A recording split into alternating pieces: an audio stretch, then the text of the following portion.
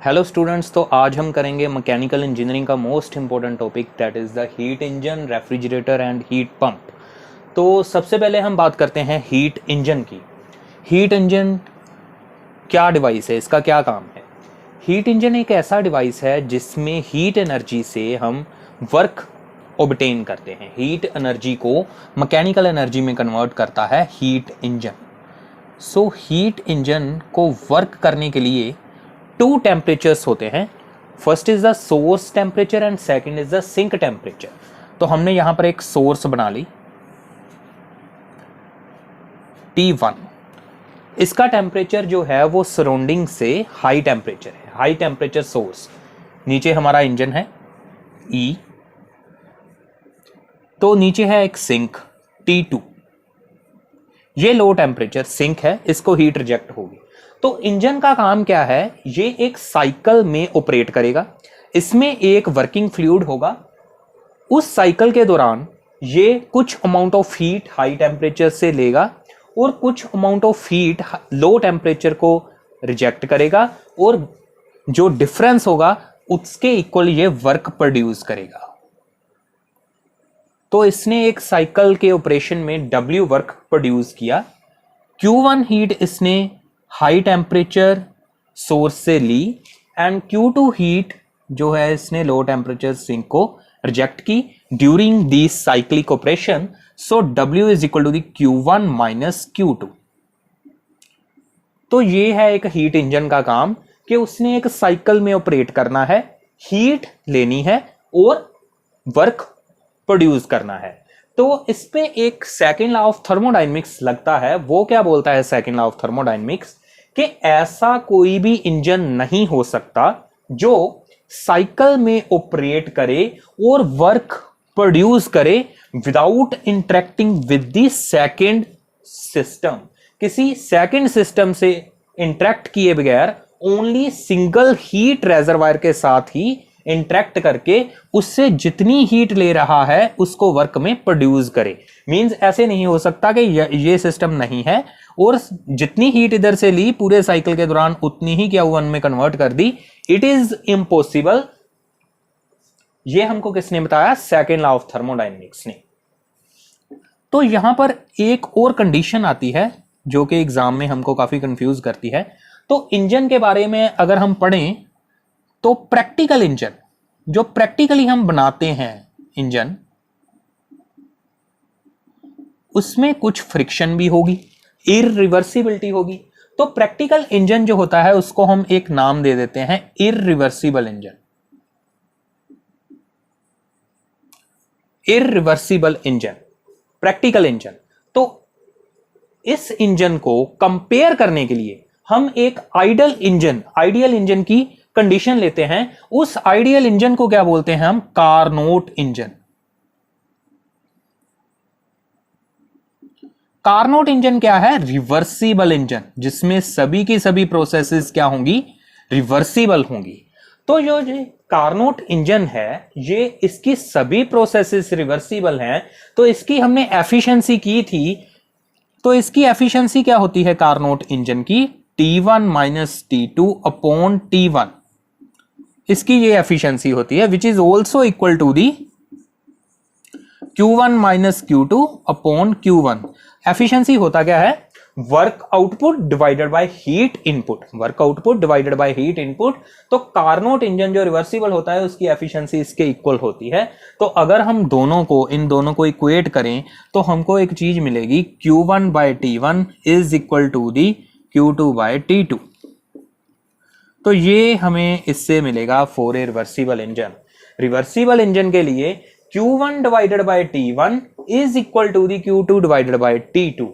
तो अगर इस पैरामीटर को मैं इस वाली साइड ले आऊं तो मुझको क्या मिलेगा? That is Q1 minus Q2 T1 T2 is equal to the 0। ये मिल जाएगी मुझे कंडीशन। तो अगर मैं यहां पर एक साइन कन्वेंशन लूं कि ये Q2 जो है ये रिजेक्ट हो रही है इंजन में से, तो इसके साइन को मैंने नेगेटिव लेना है अगर, तो मेरे ये दोनों ही पॉजिटिव हो जाएंगे। Q1 अपॉन T1, तो ये क्या बन जाएगा? Minus Q2 upon T2 is equal to 0। That is sigma Q upon T is equal to the 0। तो फॉर रिवर्सिबल इंजन, किसी रिवर्सिबल इंजन के लिए जो कि आइडल इंजन है, उसका ये पैरामीटर होना जरूरी है। Q बाई टी की sigma summation is equal to 0 होना जरूरी है फॉर ए रिवर्सिबल इंजन। तो एक्चुअली में प्रैक्टिकली इसको अचीव करना इम्पॉसिबल है। कार्नोट इंजन इम्प्रैक्टिकल है, प्रैक्टिकली पॉसिबल नहीं है, बट ये एक क्राइटेरिया है जो हमको ये बताता है कि हमने इसको अचीव करना है और या फिर इस एफिशिएंसी को T1 minus T2 upon T1 को अचीव करना है। तो एक्चुअल केस में, इन केस ऑफ प्रैक्टिकल इंजन क्या होगा वो अब हम देखते हैं। फॉर प्रैक्टिकल इंजन, जो भी प्रैक्टिकल इंजन होगा उसकी एफिशिएंसी कार्नोट इंजन से तो कम ही होगी। प्रैक्टिकल इंजन की जो एफिशिएंसी होगी is less than that of the Carnot engine. Carnot engine से तो कम ही होगी उसकी एफिशिएंसी। तो प्रैक्टिकल इंजन में वर्क आउटपुट डिवाइडेड बाय, मान लीजिए उसने Q2 हीट रिजेक्ट की तो Q1 minus Q2 dash, work input work output divided bye Q1 is less than the T1 minus T2 upon T1. Work output is equal to the Q1 minus Q2 dash divided by Q1 is equal to less than the T1 minus T2 divided by T1. तो जब हम इसको simplify कर लेंगे तो हमें एक relation मिलेगा Q1 by T1 is less than Q2 dash by T2।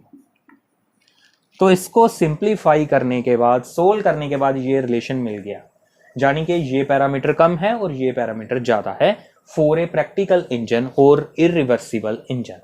तो अगर हम इसको, इस टर्म को इधर ले आए और Q2 के साइन को माइनस का कर दें तो हमें क्या मिलेगा, sigma of the Q by T is less than 0।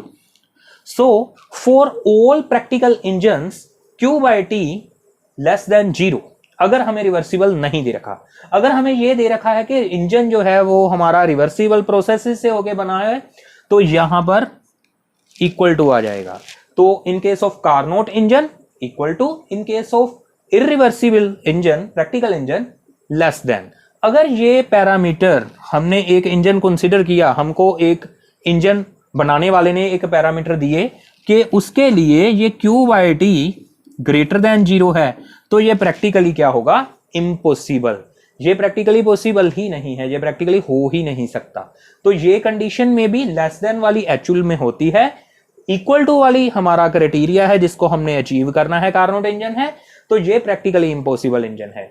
तो जर्नली न्यूमेरिकल्स में आपको ये बात का ध्यान रखना है कि अगर आपको सिंपली ये लिखा है कि एक हीट इंजन है, उसने इतनी हीट इधर से ली, इतना वर्क बना दिया, एफिशिएंसी निकालिए, तो आपने टेम्परेचर नहीं कंसीडर करने। अगर आपको एग्जाम में क्वेश्चन आता है और हीट इंजन की बात कर रहा है, साथ में कहीं भी रिवर्सिबल या इरिवर्सिबल वर्ड नहीं लिखा हुआ, तो आपको only heat and work interaction के साथ ही डील करना है। तो उसमें एफिशिएंसी निकालने के लिए आप सीधा फॉर्मूला लगाएंगे Q1 minus Q2 upon Q1 और W bye Q1।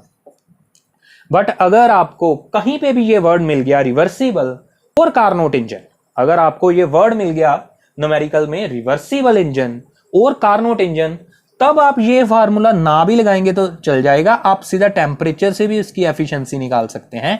T1 minus T2 by T1 is equal to the Q1 minus Q2 upon Q1। ये फार्मूला आप दोनों ही यूज कर सकते हैं, but for the reversible engine.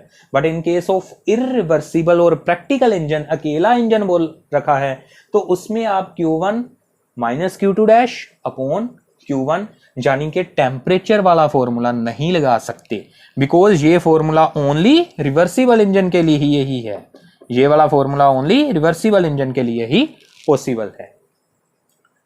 तो नेक्स्ट अब हम करेंगे अगली वीडियो में रेफ्रिजरेटर और हीट पंप के बारे में। अगर आपको ये वीडियो अच्छी लगी तो इस वीडियो को ज़्यादा से ज़्यादा शेयर कीजिए। Thank you for watching this video.